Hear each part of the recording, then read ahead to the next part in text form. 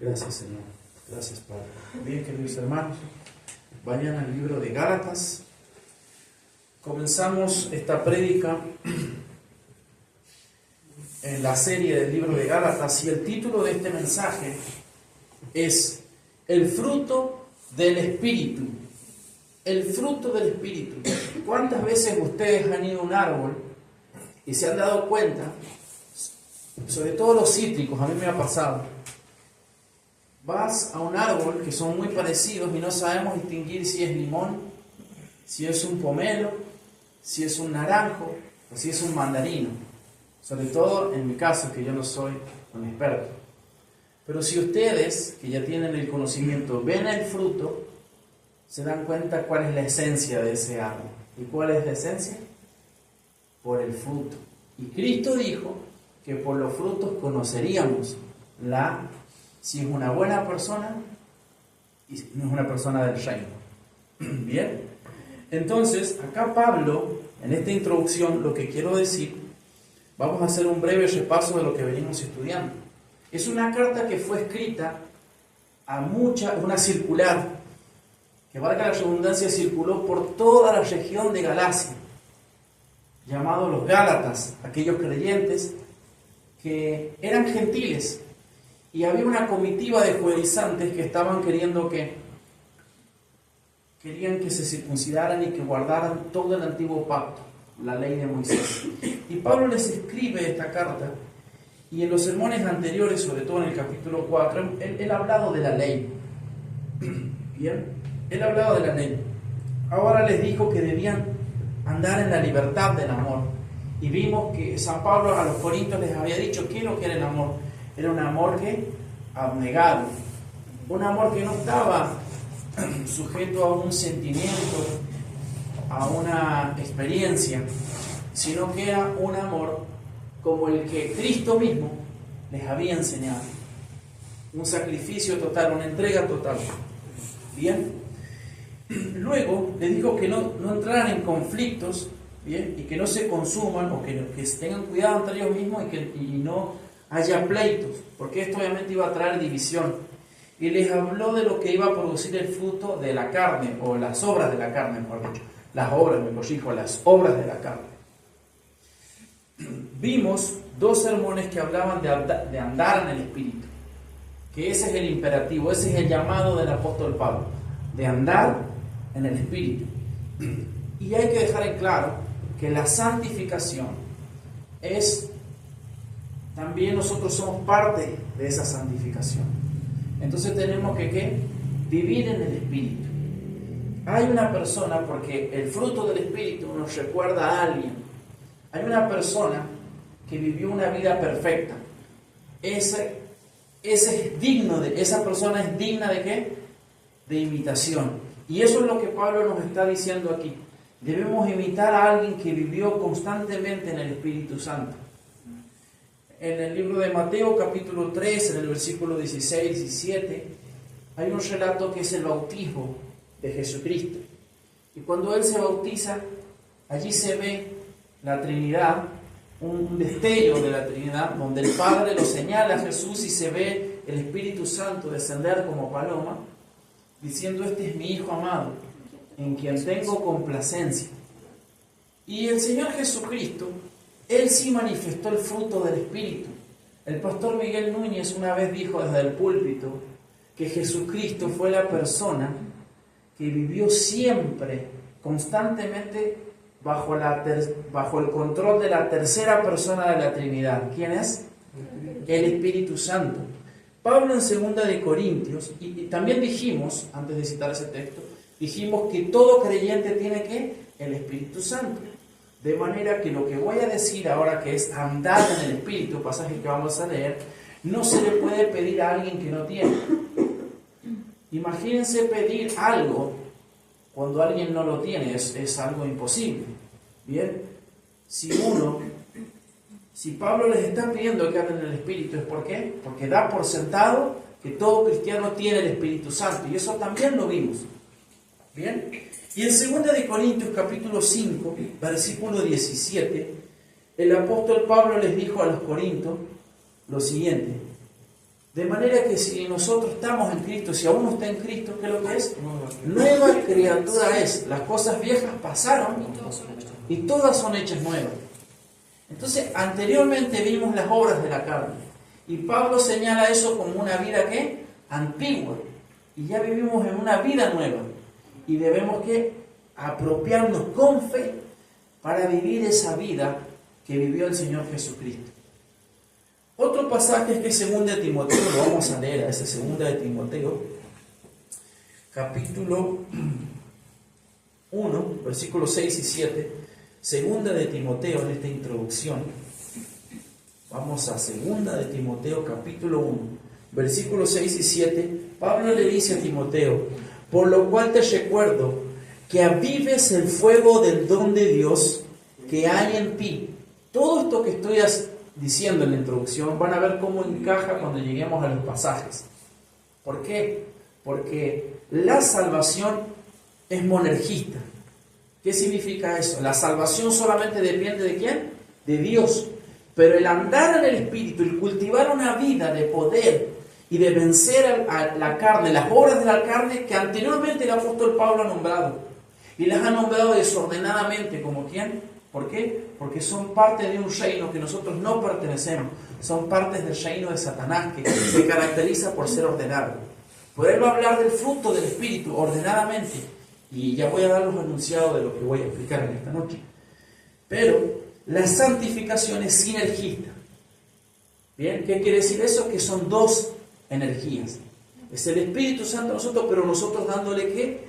El lugar al Espíritu Santo. Y bien decía el pastor Miguel Núñez que Jesucristo fue una persona que vivió cada momento, cada instante, completamente su vida controlado por la tercera persona del Espíritu Santo, de la Trinidad, que es el Espíritu Santo.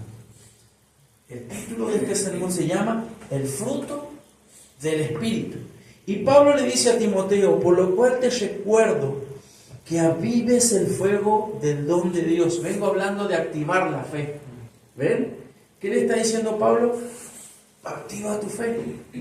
Que avives el fuego del don de Dios que hay en ti. ¿Qué está hablando él? Le está hablando del Espíritu Santo. El Espíritu Santo, Timoteo, está en ti por la imposición de mis manos. Verso 7. Porque no nos ha dado Dios espíritu de ¿qué?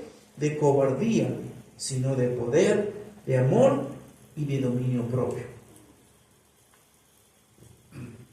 4 puntos veremos en este sermón, en Gálatas capítulo 5, versículos 22 y 24. Y antes de leerlo los voy a presentar.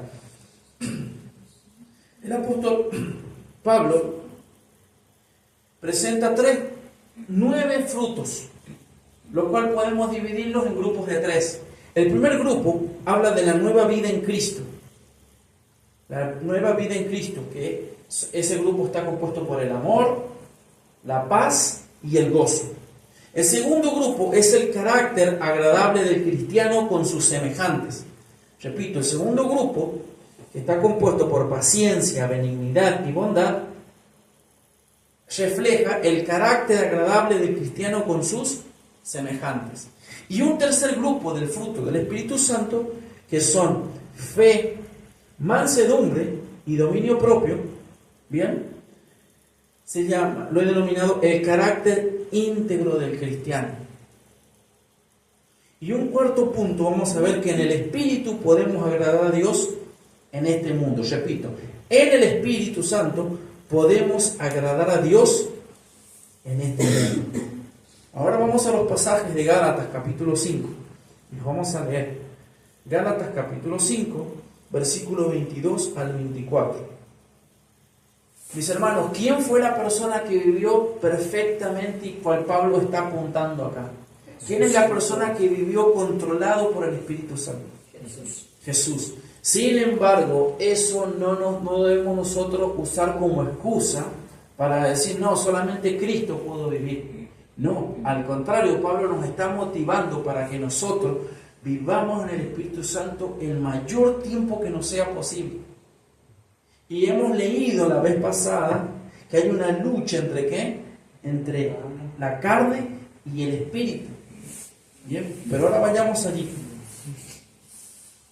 Gálatas capítulo 5, versículo 22 al 24, dice así: pero el fruto del Espíritu es amor, gozo, paz, paciencia, benignidad, bondad, fidelidad, mansedumbre, dominio propio. Contra tales cosas no hay ley, pues los que son de Cristo Jesús han crucificado la carne con sus pasiones y deseos. Les leo un comentario acerca de lo que es el fruto. No son los frutos, sino que es que el fruto. Y les voy a leer un comentario. El Espíritu produce fruto que consiste en 9 características o actitudes que se conectan de forma inextricable. Y esta palabra quiero recalcarla, resaltar esta palabra. Inextricable entre sí y que se mandan a los creyentes en todo el Nuevo Testamento. Fin de la cita. Lo vuelvo a leer. El Espíritu Santo produce fruto que consiste en 9 características que acabamos de leer, y en el sermón yo las he dividido en 3. Pero en lo que es la práctica no están divididas, y ya lo voy a explicar con esa palabra. O actitudes que se conectan de forma inextricable. ¿Saben qué significa inextricable? Significa que no se puede desenredar. Ya voy a proceder a explicar eso. Entre sí, inextricable entre sí, y que se mandan a los creyentes en todo el Nuevo Testamento.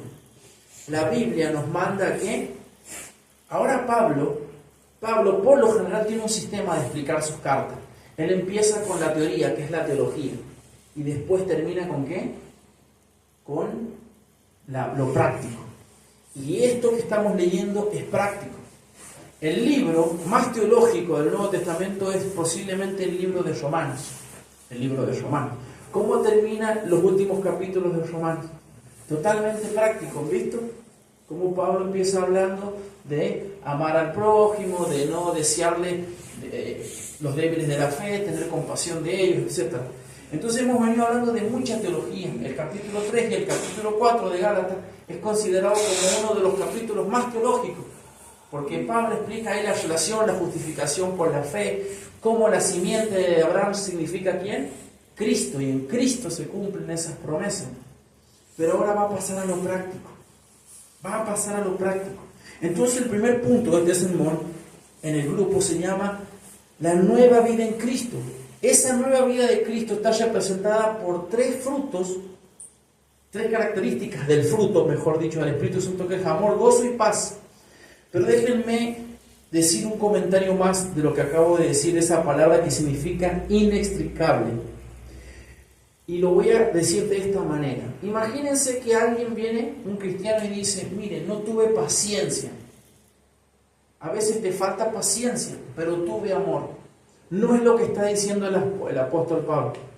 Son 9 características, pero dependen de ¿qué? De un fruto. No puedo decir: no, tuve amor, pero me faltó fe. No, porque están todas entrelazadas. Es el fruto, no son los frutos.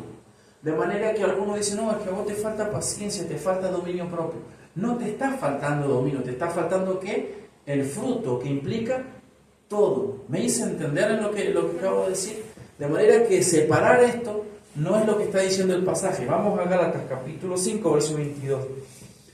Pero el fruto, después de haber descrito lo que es la obra de la carne, pero el fruto, ¿por qué está en singular ahí? No dice los frutos, porque todo va junto. Imagínense el fruto de una mandarina. La mandarina tiene ¿qué? Gajos. No importa cuántos. Cuando el árbol da ese fruto, ¿da un gajo pelado así? No. Es todo compacto, ¿ven? La cáscara. Por eso la definición es inextricable. Repito, el Espíritu produce fruto que consiste en 9 características o actitudes que se conectan de forma inextricable entre sí y que se mandan a los creyentes en todo el Nuevo Testamento. Ser llenos del Espíritu Santo. Debemos ser llenos del Espíritu Santo, así dice el libro de Efesios, ¿no? De manera que no podemos decir, me faltó amor, pero tuve paciencia. No, no tuviste paciencia porque no tuviste amor. Y no tuviste amor porque no tenés dominio propio. Y necesitamos que apuntar a esa persona que es quien, Cristo. Porque ya tenemos una nueva naturaleza, como hemos leído los pasajes de 2 de Corintios capítulo 5. Pablo diciéndole a Timoteo, échale mano a ese don que ya está en ti. Ya tienes fe. Tienes que ponerlo, ¿qué? En práctica. De ese grupo, de la nueva vida en Cristo, el primero y más excelente es ¿cuál? El amor. Entonces el fruto del Espíritu Santo comienza con una característica, el amor. Y voy a pasar a definir esa característica. Ese amor, aquí en lo que respecta, significa, una de varias palabras griegas que se traduce amor es ágape, porque hay muchas traducciones o muchos significados de amor en el idioma griego. Puede ser eros, que tiene que ver con erotismo, por ejemplo, que no es eso lo que está diciendo acá, ¿bien? Sino es el amor ágape, que se refiere al amor por elección de la voluntad y no al afecto emocional. Pablo acá, el fruto que produce el Espíritu Santo no es algo emocional. Cuando dos personas se enamoran, ¿qué es lo que se necesita para que eso perdure? El amor ágape. Necesita ese amor ágape. Entonces, cuando dos personas se están conociendo, el consejo que podemos dar desde bíblico es que esas personas, supónganse que un chico quiere cortejar a una mujer, ¿bien? Entonces esa mujer debería estar segura que ese chico esté dispuesto a ¿qué? A abandonar, ir más allá, mejor dicho, ir más allá de ¿qué? De ese emocionalismo o ese enamoramiento. Y debe estar dispuesto a ¿qué? A tener un amor ágape, que sea profundo, de sacrificio, porque esa emoción puede pasar. Entonces, conforme esa mujer no debería aceptar y avanzar más hasta que esa persona diga, voy a realmente, como sabemos decir nosotros argentinos, jugarme por vos. ¿Hasta cuándo? Hasta el fin. Hasta el fin. Y dice, continúo diciendo la definición, y no es un afecto emocional, la atracción física o el lazo familiar, sino a respeto, devoción y afecto que incluyen siempre el servicio voluntario y la disposición incondicional al sacrificio. Y voy a citar un pasaje, Primera de Juan, la epístola de Juan allá al final, casi en Apocalipsis, capítulo 3, versículos 16 y 17. Primera de Juan, capítulo 3, versículos 16 y 17, dice, en esto conocemos el amor, en que Él puso su vida por nosotros. ¿Ven que no habla de una cuestión emocional, sino de una entrega totalmente? También nosotros debemos poner nuestras vidas por los hermanos. Ese es el amor que da el fruto del Espíritu Santo. Por el que tiene bienes de este mundo y ve a su hermano en necesidad y cierra su corazón contra él, ¿cómo puede morar el amor de Dios en él? ¿Ven? Por eso el punto número 1 es la nueva vida en Cristo. Y el primer característica del fruto del Espíritu Santo, ¿cuál es? Es el amor. Es un amor que está constantemente buscando hacer el bien. Ahora Pablo pasa a lo práctico. Si veo a alguien que le falta algo, ¿qué? Está presuroso en buscar hacer el bien. No está esperando que vengan y le toquen la puerta, quiere colaborar. No, está buscando amar. Está deseando amar. Y eso es lo que vemos allí en Gálatas capítulo 5 con respecto a lo que es el amor. Pero el fruto del Espíritu es amor. Y ese es el primer fruto, la primera característica del fruto del Espíritu Santo y el más elevado. Y por eso está puesto allí en primer lugar. Pero después nos habla de qué más, qué produce, aparte de amor, de un amor abnegado, realmente un amor de sacrificio, de entrega incondicional, ¿sí? Gozo. Sigue el segundo, que es gozo, de esa triada del primer grupo, ¿no? ¿Y qué es el gozo acá descrito? Se los voy a leer una definición. Una felicidad basada en promesas divinas que no cambian y realidades espirituales eternas. Eso es lo que produce el fruto del Espíritu Santo. Es un gozo que no cambia. No es una felicidad momentánea que antes teníamos. A veces salíamos y decíamos, tuvimos una buena noche, la pasamos bien. O no, el gozo que produce el Espíritu Santo, a veces no tenemos gozo. ¿Por qué? Obviamente acá se entiende en lo que estoy afirmando. No hay gozo, ¿por qué? Porque nos falta la presencia del Espíritu, porque hemos apagado el Espíritu. En el contexto de Gálatas 5, por las obras de la carne. ¿Qué es lo que eran las obras de la carne? Envidia, mentira, celo, contienda. ¿Bien? Pero si yo estoy lleno del Espíritu Santo, voy a tener amor. Voy a tener, ¿qué más? Un gozo, que es una felicidad basada en las promesas divinas. Para mí el vivir es Cristo. Que no cambian. Amén. No cambian. ¿Bien? ¿Qué más? Es una conciencia de bienestar, experimentada por la persona que sabe que todo está bien en su vida por virtud de su relación con el Señor. Todo está bien, ¿por qué? Porque Dios no cambia. Dios es inmutable.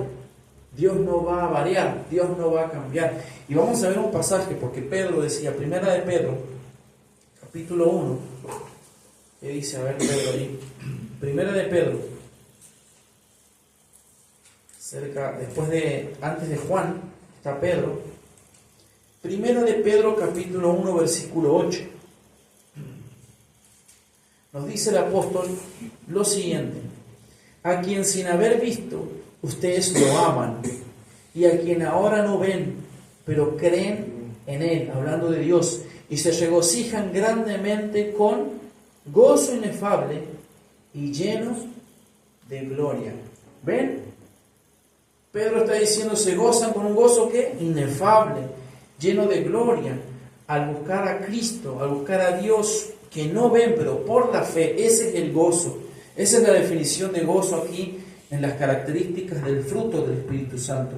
El gozo no es producto de circunstancias favorables y ocurre aún en las circunstancias más dolorosas y severas. ¿Ven? El gozo que tiene producto del fruto del Espíritu Santo no tiene que ver con haberse ganado un premio. Tiene que ver de gozarse aún también en ¿qué? En la tribulación. El pasaje de Filipenses que habla todo lo puedo en Cristo tiene un contexto y habla del gozo. Es que yo todo lo puedo, es seguir siendo fiel a pesar de ¿qué? De que puede ser adversidad o puede ser bondad. Porque Pablo lo explica y dice, sé vivir en ¿qué? En abundancia, y sé vivir en ¿qué? En escasez. Entonces hay un gozo que no varía. Y la tercera característica de este primer grupo, de la primer triada, el primer grupo lo he denominado, y repito, la nueva vida en Cristo, tiene que ver con la vida nueva en Cristo. Cuando Dios te da una vida nueva, te da ese amor que es abnegado, que es una entrega por el pobre, que es una entrega por el prójimo, que es un amor profundo por Dios, como lo hemos dicho. No es un sentimiento, no es usar a las personas, no es interés. ¿Cuánta gente se acercó por interés a su vida? ¿Y cuántas veces se va a acercar? Entonces, ¿qué es lo que hay en ello? Un profundo egoísmo. Cristo, lo acabamos de leer, Él se entregó a nosotros, ¿qué? Por amor, porque Cristo no necesitaba morir por nosotros. Pero Dios, ¿qué hizo? Decidió entregar a su Hijo a morir por la iglesia. Decidió, mas la dádiva de Dios en Cristo Jesús es que es vida y vida eterna. Entonces Él podría habernos dejado y seguiría siendo justo Dios. Por Él entregó a Cristo. Hay un gozo que no cambia y viene el producto del fruto del Espíritu Santo. Pero el tercer característica es la paz. ¿Y qué es la paz? Es la calma interior que viene como resultado de la confianza total en la relación de salvación con Cristo. Cuando Cristo te salvó, hay una paz entre Dios y tú, entre nosotros y Dios. Y esa paz nunca va a cambiar, porque el mediador, ¿quién es? Cristo, Jesucristo. Continúo. La forma verbal denota la suma perfecta de todas las cosas y se refleja en la noción de tenerlo todo. Como el gozo, la paz no tiene que ver con las circunstancias temporales. Y leamos el libro de San Juan, capítulo 14, verso 27. El Evangelio de Juan, capítulo 14. Juan, capítulo 14, verso 27, dice el Señor: la paz les dejo, mi paz les doy. No se la doy a ustedes como el mundo la da. ¿Qué podemos explicar ahí? El mundo pronuncia paz. Las Naciones Unidas tratan de buscar paz. Nosotros hemos orado por paz al comienzo y somos llamados a eso, del culto. Pero la paz que estamos pidiendo nosotros no es una paz para que las personas busquen el pecado. Es la paz que viene ¿de quién? De Cristo. Él es el soberano Dios que va a cambiar a las personas, que va a traer paz. Y acá es una diferencia. Y vemos la diferencia en el verso 27 que Cristo dice: no le doy la paz como ¿quién? Como el mundo la da. Es claro que en el pensamiento de Cristo está diciendo que el mundo da una paz que es distinta a Dios. Pasajera, exactamente, y que se desborona, realmente no te da seguridad. No te da seguridad. No se turbe su corazón, ni tengan miedo, dice el Señor. Esa es la paz que Dios da. Otro versículo que podemos leer con respecto a la paz es el siguiente, Romanos 8:28, o mejor Filipenses, vamos a Filipenses. Filipenses 4, versículos 6, 7 y 9. Después de Gálatas, allí tenemos Filipenses, capítulo 4, versículos 6, 7 y 9. Filipenses dice así, el versículo 7: y la paz de Dios, que sobrepasa todo entendimiento, guardará sus corazones y sus mentes en Cristo Jesús. ¿Por qué sobrepasa todo entendimiento? Porque muchos cristianos tienen paz en medio de ¿qué? De la adversidad, lo cual eso a veces no tiene sentido y lógica para otros. Pero la paz de Dios sobrepasa el entendimiento, no depende de las circunstancias. Y esa paz es una característica del fruto del Espíritu Santo, de estar dependiendo del caminar de la mano de Dios. ¿Y qué dice el versículo 8 y 9 del mismo pasaje? Por lo demás, hermanos, todo lo que es verdadero, todo lo digno, todo lo justo, todo lo puro, todo lo amable, todo lo honorable, si hay alguna virtud o algo que merece elogio, en esto mediten. Lo que también han aprendido y recibido y oído y visto en mí, esto practiquen, y el Dios de paz estará ¿con quién? Estará con ustedes. Y el 9 termina de esa manera. ¿Bien? Gracias, Señor. Pasemos ahora al segundo punto. Allí hemos visto lo que es amor, gozo y paz. Un amor que no tiene que ver con una cuestión pasajera, con un romanticismo, aunque el amor obviamente va a traer romanticismo, va a traer atracción, pero no se limita a eso, sino que está profundamente relacionado con esa persona o con esas personas y dispuesto a poner todo por ellos. ¿Cómo nos pide que nosotros, Dios, que amemos? Como nosotros nos amamos. ¿Cómo nos amamos a nosotros? ¿Nos hacemos mal a nosotros? Nos aseamos, nos cuidamos, nos compramos buena ropa, o eso intentamos, eso sería lo normal. Dios pide que nosotros tengamos ese mismo deseo por los demás. Ese es el amor bíblico. Quitar el egoísmo. El gozo, ¿cómo era el gozo? No depende de las circunstancias, sino que está anclado en las promesas de Dios. Yo sé que Dios me va a sostener. Activamos la fe. Bien, esto es práctico. Paz. ¿Cuál es la paz? No es como la del mundo, sino que es una paz interior que viene como resultado de la confianza total en Cristo, en creer que Dios tiene control de nuestras vidas.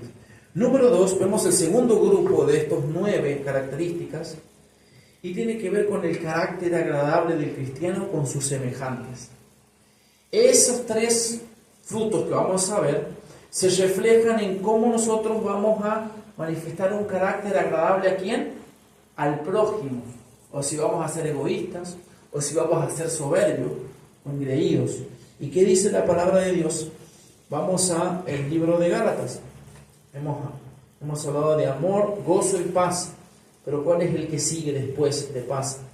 Paciencia, benignidad y bondad. Vamos con paciencia. ¿Qué se refiere? Se refiere a la capacidad para soportar ataques infligidos por otros y la disposición tranquila para aceptar situaciones irritantes o dolorosas. Veamos Efesios capítulo 4, versículo 2. Ahí al lado de Gálatas tenemos Efesios capítulo 4, versículo 2. Y dice la palabra del Señor, dice así: que vivan con toda humildad y mansedumbre, con paciencia, soportándose unos a otros. ¿En quién? En amor. Pablo les pide allí a los efesios que tengan paciencia, y eso es producto del fruto del Espíritu Santo. Hay alguien que tuvo mucha paciencia, y ya hemos dicho que es el ejemplo de todos. ¿Quién es? La persona de Cristo. Cuando Él está clavado en la cruz, ¿qué dijo Él? Yo podría rogar a mi Padre que envíe legiones y que me saquen, me libren de acá. Pero Él esperó que la hora, el tiempo, cuando Él iba a ir a la cruz, morir, y todo el plan de Dios se llevó a la perfección. Nosotros debemos tener esa paciencia. Bien, leamos otro pasaje con respecto a la paciencia, Colosenses capítulo 3, versículo 2. Colosenses capítulo 3. Estos pasajes, como les decía, son prácticos. Versículo 12, Colosenses capítulo 3, versículo 12 dice: entonces ustedes, como escogidos de Dios, santos y amados, revístanse de tierna compasión, bondad, humildad, mansedumbre y paciencia. Mis hermanos, todo lo que estamos leyendo con respecto al fruto del Espíritu Santo en el griego original siempre es una acción. Es algo que nosotros tenemos que hacer. La santificación es algo que nosotros debemos activar. ¿Y cómo lo hacemos? Llenándonos del Espíritu Santo. Colosenses 3:16, que dice que la palabra de Cristo more en abundancia. Debemos ser diligentes con nuestra vida espiritual y orar, leer la palabra, y así vamos a ir cultivando lo que es el fruto del Espíritu Santo a medida que vamos a ir madurando en la vida espiritual. Vamos con el segundo de este segundo grupo, que cada grupo tiene tres, como hemos dicho: benignidad. ¿Qué es lo que es la benignidad? Es un interés sincero en los demás, que se refleja en el deseo de tratarlos con amabilidad, tal como el Señor trata a todos los creyentes. Leamos Mateo 19, versículos 13 y 14. ¿Cuál es esa benignidad? Bueno, tratar a las personas como ¿quién? Como Cristo nos trata. Y Mateo 19, versículos 13 y 14. Vamos a leer ahí. Mateo capítulo 19, versículo 13. Dice así: entonces trajeron algunos niños a Jesús para que pusiera las manos sobre ellos y orara. Y los discípulos los reprendieron. Pero Jesús dijo: dejen a los niños y no les impidan que vengan a mí, porque de los que son como estos es el reino de los cielos. Y después de ponerle las manos sobre ellos, se fue de allí. ¿Cómo el Señor Jesucristo trataba a los niños? Con ese amor, con esa compasión. Bien, y la regla de oro, ¿qué es lo que dice? Que no debemos hacer lo que a nosotros no nos gusta que hagamos. De manera que, ¿qué es lo que significa la benignidad? Es un interés sincero en los demás. Ya dije que hay todo lo contrario de la benignidad, que lo que es el interés. Y eso en el mundo hay muchísimo. Eso es parte de la obra de ¿qué? De la carne. Cuando una persona tiene un deseo, una lujuria, imagínense, seguramente nosotros hemos pasado y hemos vivido eso. A veces luchamos con la lujuria conforme al pecado, pero estoy hablando de cuando en alguna época hemos querido buscar a una persona para conquistarla con un interés de ¿qué? De satisfacer nuestros deseos. ¿Bien? Y eso es todo lo contrario a ¿qué? A la benignidad. La benignidad es un interés sincero en los demás, que se refleja en el deseo de tratarlos con amabilidad, tal como el Señor trata a todos los creyentes. Leamos un texto más, 2 de Timoteo capítulo 2:4, con respecto a este tema de la benignidad, esta característica del fruto. 2 de Timoteo capítulo 2:4, versículo 24. Vamos a la carta de Timoteo, capítulo 2, 2 de Timoteo, capítulo 2, versículo 24, dice así: el siervo del Señor no debe ser rencilloso, sino amable para con todos, apto para enseñar, y dice pues, sufrido. No debe ser ¿qué? Rencilloso, sino amable. Ahí está la benignidad. ¿Ven? Amable. Después en la segunda triada, en el segundo punto, sí, en la segunda triada, la tercera característica, ¿cuál es? La bondad.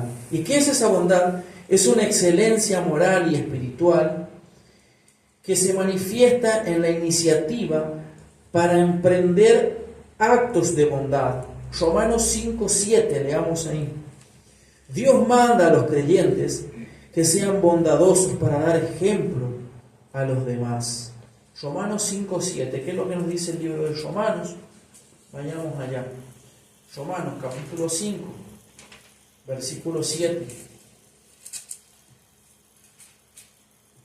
Dice la palabra del Señor: porque difícilmente habrá alguien que muera por un justo, aunque tal vez alguno se atreva a morir por el bueno. Bien, es entregar la vida por otro. Entonces, ¿qué es lo que es la bondad? Es una excelencia moral y espiritual que se manifiesta en la iniciativa para emprender actos de bondad. Y acá el apóstol Pablo nos habla del Señor Jesucristo como ejemplo, que murió por nosotros. Aunque hay personas que también van a ¿qué? Dar la vida por otro, dice el apóstol Pablo. Dios manda a los creyentes que sean bondadosos para dar ejemplo a los demás. 2 de Tesalonicenses, capítulo 1, versículo 11. Vamos a 2 de Tesalonicenses para ver qué es lo que dice el apóstol Pablo ahí acerca de la bondad. 2 de Tesalonicenses, capítulo 1, versículo 11, dice: con este fin también nosotros oramos siempre por ustedes, para que nuestro Dios los considere dignos de su llamamiento y cumpla todo deseo de bondad y la obra de fe con poder. El fruto del Espíritu Santo produce una bondad hacia los demás, hacia el prójimo, hacia Dios. Y eso es lo que Dios está mandando. ¿Bien? Eso es el fruto del Espíritu Santo, queridos hermanos.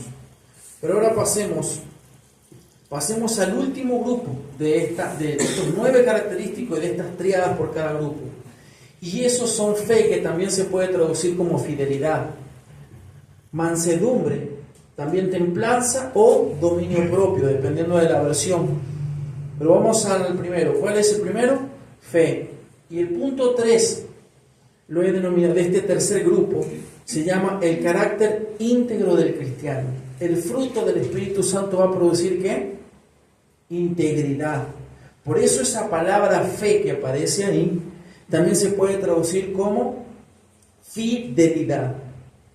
Fidelidad. ¿Y a qué se refiere? Se refiere a lo que es conducirse como una persona leal y digna de confianza. Yo pregunto, ¿ustedes confían en alguien? Imagínense que si fuésemos muy desconfiados. ¿Han visto gente que es muy desconfiada? Esa gente que es muy desconfiada demuestra mucho orgullo, ¿no? Mucho orgullo. Ahora, acá, en este contexto que estamos leyendo, el Espíritu Santo, una de sus características del fruto va a producir ¿qué? fe en nosotros o fidelidad, de manera que las personas van a poder confiar en nosotros, porque vamos a ser personas que íntegras, no perfectas, porque el ejemplo a imitar, ¿quién es? El Señor Jesucristo. Pero porque todavía vivimos en un cuerpo que luchamos con el pecado, lamentablemente no podemos ser como Él. Pero eso no quita que debamos que imitarlo al Señor Jesucristo, porque Él es el que vivió controlado siempre por el Espíritu Santo. Ahora veamos algunos pasajes con respecto a la fe. Filipenses, no, así ya lo leímos, ¿no? Apocalipsis capítulo 2, versículo 10. Apocalipsis, vamos a leer un pasaje. Apocalipsis capítulo 2, hay muchos textos, pero hoy sí es un sermón donde nos hemos movido por toda la Biblia. Apocalipsis capítulo 2, sin embargo, voy a cortar, no voy a dar tantos textos por cuestiones de tiempo. Apocalipsis capítulo 2, versículo 10 dice: no temas lo que estás por sufrir. Yo te digo que el diablo echará a algunos de ustedes en la cárcel para que sean probados y tendrán tribulación por 10 días. Sé fiel hasta la muerte y yo te daré la corona de vida. Allá la palabra fe, por ejemplo, en la NBLA no aparece fe, aparece fidelidad. ¿Y qué tiene que ver? ¿Qué tiene que ver? ¿Qué significa en ese contexto? Ser fiel. Ser una persona que va a ser ¿qué? Que va a permanecer, que va a seguir, que va a ser constante, que se puede confiar en Él porque no te va a dejar, como nosotros sabemos decir, en banda, o no te va a abandonar, no te va a traicionar. Puede pasar, sí, porque somos pecadores, pero es una persona que va a manifestar esa fidelidad y va a seguir y va a ser constante. Y ¿qué es lo que está diciendo Dios ahí en Apocalipsis capítulo 2? Vas a sufrir, va a venir una tribulación, pero ¿qué tienes que hacer? ¿Qué? Ser fiel. Mantente constante. Entonces el fruto del Espíritu Santo, miren lo importante, porque no olvidemos el punto. ¿De qué estamos hablando? Del fruto del Espíritu Santo. Y cuando somos llenos del Espíritu Santo, cuando comenzamos a dar ese fruto, no es que, ya lo dije al principio, no es que vamos a tener amor y no vamos a tener fe. Porque están ¿qué? Van juntas. No existe alguien que te diga, no, es que me faltó fe, pero tuve amor. No, no tuviste amor ni tuviste fe. Porque es el fruto. No están separadas. Yo lo he separado para que podamos entenderlo en tríada, porque son 9. 9 características, se pueden dividir en ¿qué? En 3, para explicarlo. Pero eso no está separado, por eso usamos la palabra inextricable. Inextricable, que significa que no se puede desenredar. ¿Han visto? ¿Ustedes se han topado con lugares o cosas que no han podido desenredar nunca? Yo sí. Con piolas y cosas por allí, y nunca lo pude hacer. Bueno, estas características, cuando somos llenos del Espíritu Santo, vas a tener paciencia. Te van a provocar y vas a ser paciente. Vas a tener amor para amar a tu prójimo, para amar a tu cónyuge, para amar a tu vecino, etc. No es que algunas sí y otras no. Eso no es lo que está enseñando ahí Pablo, por lo menos. Ahora vamos a la otra. Hablamos de fidelidad, ¿no? Mansedumbre. ¿Qué significa? Es una actitud de humildad y amabilidad que se somete con paciencia a pesar de la ofensa, sin deseo alguno de venganza o retribución. Otra vez, ¿quién es el ejemplo de esa mansedumbre? El Señor Jesucristo. ¿A quién lo provocaron? Lo abofetearon, lo escupieron. ¿Y quién se mantuvo con esta definición? Es una actitud de humildad y amabilidad que se somete con paciencia a pesar de la ofensa, sin deseo alguno de vengarse o retribución. En el Nuevo Testamento se emplea para describir tres actitudes: sumisión a la voluntad de Dios, Colosenses 3:12. Leamos ahí el libro de Colosenses. Entonces tenemos mansedumbre, ¿para qué? Para someternos a la voluntad de Dios. Colosenses capítulo 3, versículo 12. Lo leemos ahí. Después de Gálatas tenemos a Colosenses capítulo 3, versículo 12. Dice la palabra del Señor: entonces ustedes, como escogidos de Dios, santos y amados, revístanse de tierna compasión, bondad, humildad, mansedumbre y paciencia. Entonces en el Nuevo Testamento se usa ¿para qué? Como lo dije recientemente, para someterse a Dios, para buscar de Dios, pero también ¿para qué? Una disposición a ser enseñados. O sea, el fruto del Espíritu Santo, nos sometemos a Dios, pero también nos sometemos porque Dios ha puesto ¿qué? Maestros. No solamente maestros, a veces nuestros hermanos vienen y nos exhortan y tenemos esa mansedumbre para no exaltarnos, no para... Si a veces lo hacemos es porque no estamos siendo llenos del Espíritu Santo. Santiago 1:21, que dice, el libro de Santiago, capítulo 1, versículo 21. Santiago, capítulo 1, verso 21, dice lo siguiente.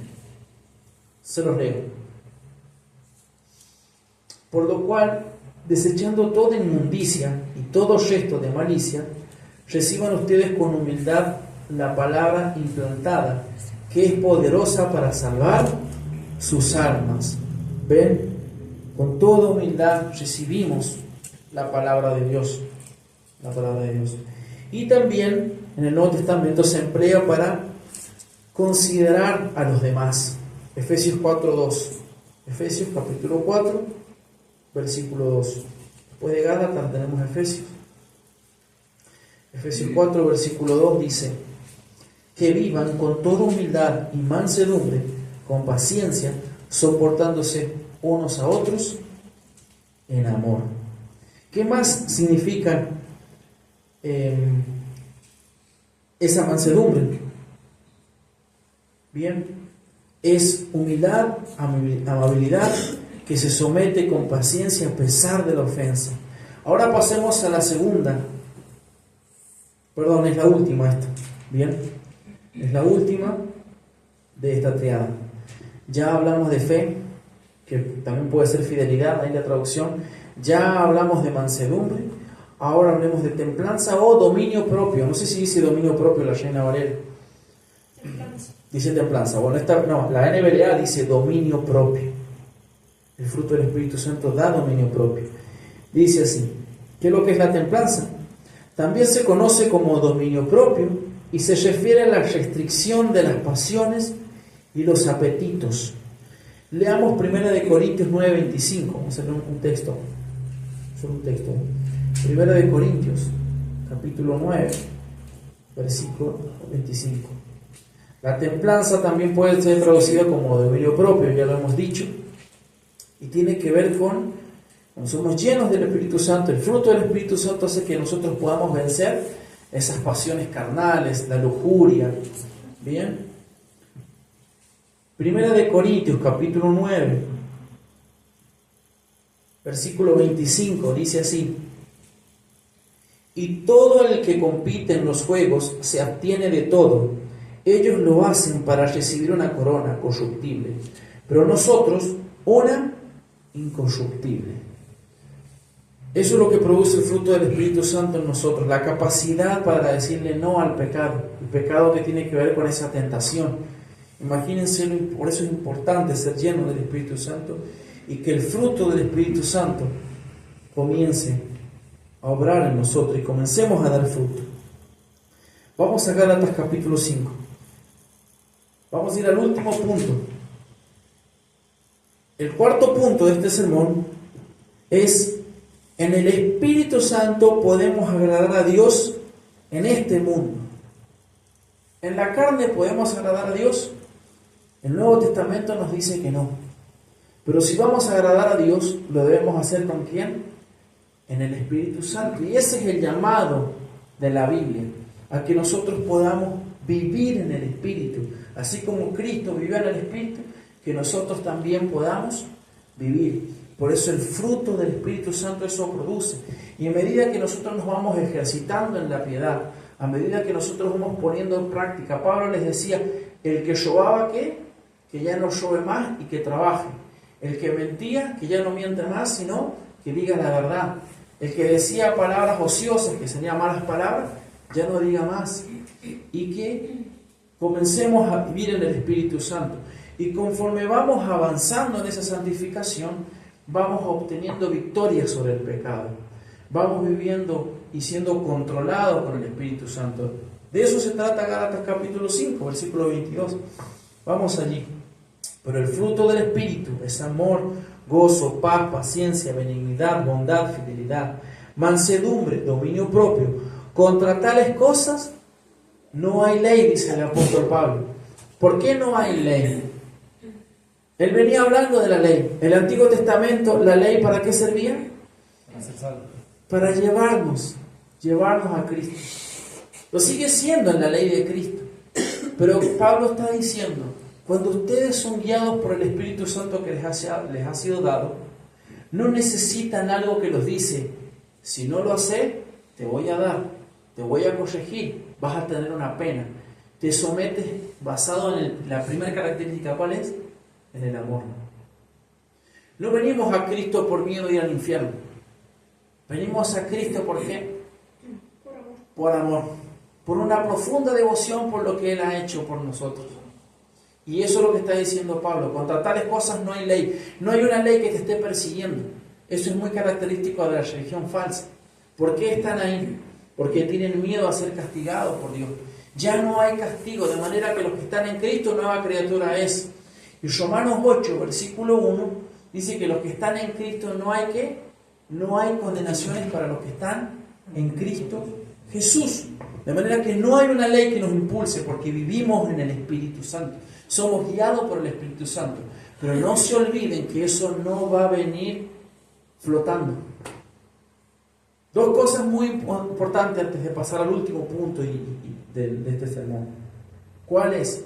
Que ya lo dejé en claro, que nosotros ya tenemos el Espíritu Santo, que la imitación es Cristo, porque Cristo fue el que anduvo permanente, pero que es responsabilidad nuestra, porque todo lo que acabamos de leer en el griego original es un verbo, es una acción, es amar, es ser fiel, es tener mansedumbre, es tener templanza, es tener ese gozo y esa paz. ¿Podemos perder el gozo? Sí. ¿Podemos perder la paz? Sí. ¿Por qué? Porque dejamos... ¿Qué es lo que era la paz? Era una paz que se resumía en confiar en Dios. Y la perdemos porque dejamos ¿de qué? De confiar. Entonces es activo. Nosotros tenemos que ¿qué? Trabajar en esa santificación, echarle manos a esa salvación que ya nos ha dado. ¿Qué dice Filipenses capítulo 2? Ya pasamos con respecto a la salvación. Filipenses capítulo 2 creo que es el versículo 13, ¿no? Mira el 12, el versículo 12. Así que, estoy leyendo Filipenses capítulo 2, versículo 12. Así que, amados míos, tal como siempre han obedecido, no solo en mi presencia, sino ahora mucho más en mi ausencia, ocúpense en su salvación con temor y temblor. Es la responsabilidad nuestra. No está diciendo Pablo que nosotros vamos a perder la salvación. No está diciendo Pablo que nosotros vamos a perseverar en el sentido de que nosotros vamos a guardar nuestra salvación y vamos a pegar un salto allá de fe al final del túnel y llegamos al cielo. No está diciendo el apóstol Pablo, bien, de que nosotros en la parte final cuando dice ocúpense en su salvación con temor y temblor, que nosotros se nos va a esfumar la salvación conforme pequemos. No está diciendo eso. Pero lo que sí nos está diciendo, y lo va a decir el versículo 13, que como Dios ya está con nosotros, tenemos que trabajar y demostrar eso que Dios nos ha dado. No para obtener la salvación, porque ya la tenemos. Y el 13 dice, porque Dios es quien obra en ustedes, tanto el querer como el hacer para su buena intención. Y vamos al último punto, ahora sí. El último punto lo he denominado, en el Espíritu podemos agradar a Dios en este mundo. Y el verso 24 que dice, 24, sí. Pues los que son de Cristo Jesús han crucificado la carne con sus pasiones y deseos. ¿Quién es el que fue crucificado? Jesucristo. Y el apóstol Pablo toma esa idea porque el bautismo en la doctrina cristiana, cuando uno se bautiza en agua, se supone que uno se está identificando ¿con qué? Con la crucifixión de Cristo. Él ya le había dicho eso a los Gálatas en el capítulo 2:20. Él ya les había dicho algo así. Con Cristo he sido ¿qué? Crucificado. Y ya no soy yo el que vivo, sino que Cristo vive en mí.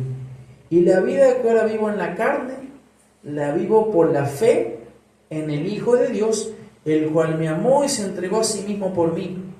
No hago nula la gracia de Dios, porque si la justicia viene por medio de la ley, entonces Cristo murió en vano.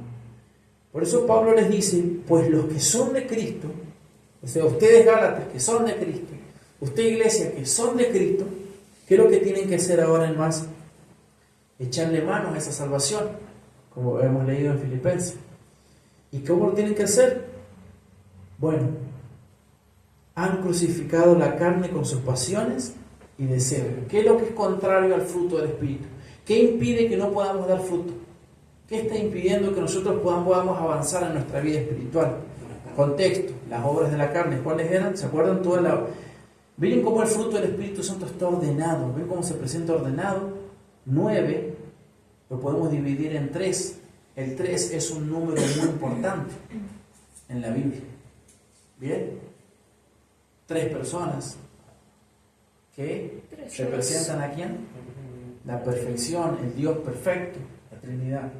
Pero las obras del Espíritu, ¿cómo están desordenadas? ¿Ven? Muestran el desorden, el caos que produce Satanás.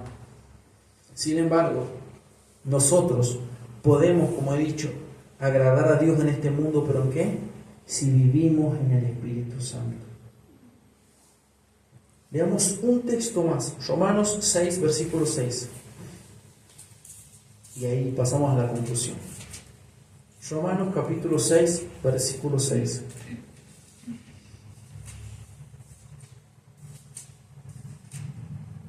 Dice así: sabemos esto, que vuestro viejo hombre fue crucificado con Cristo, para que nuestro cuerpo de pecado fuera destruido, a fin de que ya no seamos esclavos del pecado. Antes de venir a Cristo, ¿creíamos que éramos pecadores? Lo más probable es que creíamos que éramos buenos. Antes de venir a Cristo creíamos que Dios estaba a nuestro favor, pero hoy sabemos que éramos pecadores y confesamos nuestros pecados. Y Juan nos dice, si alguno ha pecado, abogado tiene para con el Padre. Si confesamos nuestros pecados, Jesús es fiel y justo para perdonarnos y ¿qué? Limpiarnos de todo mal, de toda maldad. Conclusión.